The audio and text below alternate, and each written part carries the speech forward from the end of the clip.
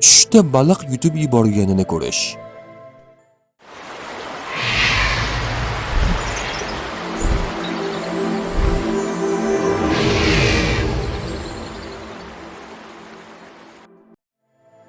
Katta nasiba va omad. Baliq tushlarda ko'pincha rizq, baraka va baxt ramzi hisoblanadi.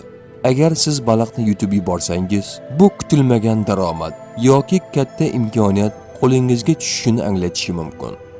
Muammo yoki mas'uliyatni qabul qilish. Baliq yutish ba'zan og'ir mas'uliyat yoki majburiyatni zimmasiga olishni anglatishi mumkin. Balki siz hayotingizda katta qaror qabul qilishingiz kerak yoki og'ir vaziyatga duch kelayotgandirsiz. Ichki ziddiyat va bosim.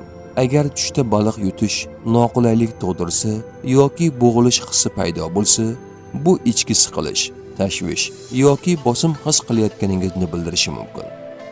Yangi bilim va tajribalar.